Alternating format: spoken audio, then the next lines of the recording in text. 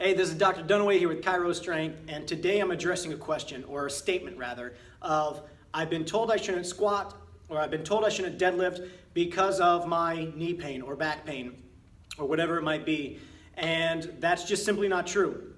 The squat and the deadlift are not exercises, they're movement patterns. So we need to learn how to load it properly, and we also need to know, well, if we have back issue, maybe we'll be better with the squat, or if we have a knee issue, maybe we'll be better with the hinge or deadlift pattern.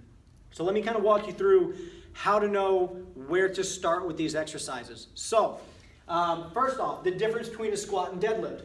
If I'm doing a deadlift, my knees do not come over my toes at all.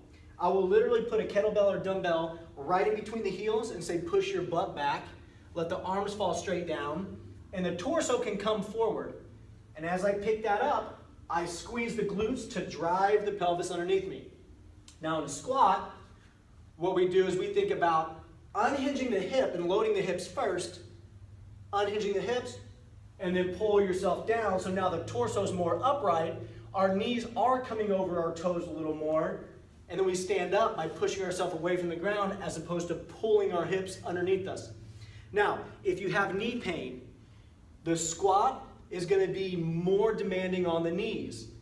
Even if you are squatting, you don't have knee pain, if you start bending at the knees first, that will aggravate a knee. That will aggravate a healthy knee. So make sure you're squatting by pushing the butt back first and then going down, and that will help alleviate knee problems.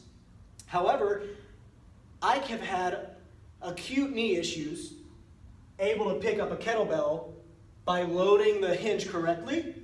And then what we end up doing is just slowly going from the hinge position to slowly loading the knee position a little more until we get to a point to where we're more in a squat. Now that might be over the course of several weeks, might be over the course of several months.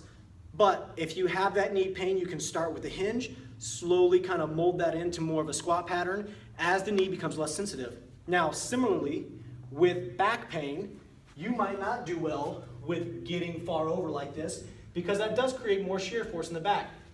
So if you have back pain but your knee's not the issue, you might feel better with a goblet squat or front squat, keeping that back nice and upright, and your knees will be able to handle the squat.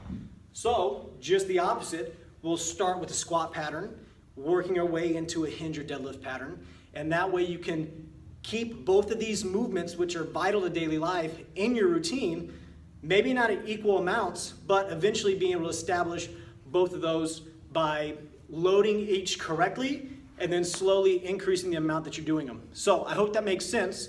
By neglecting to do these, you're risking much more injury because you're going to get in these positions throughout daily life. So really the alarms should go off in your mind if someone tells you that you should not be doing this, because you have to learn how to do it properly.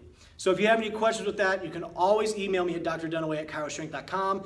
Give me a call at 931-321-1414. Check out the Facebook, check out the Instagram, check out the YouTube, and I'd be happy to answer any questions you might have on any of that. And again, this is Dr. Dunaway with Chiro Strength saying don't just mend, transcend. Thanks.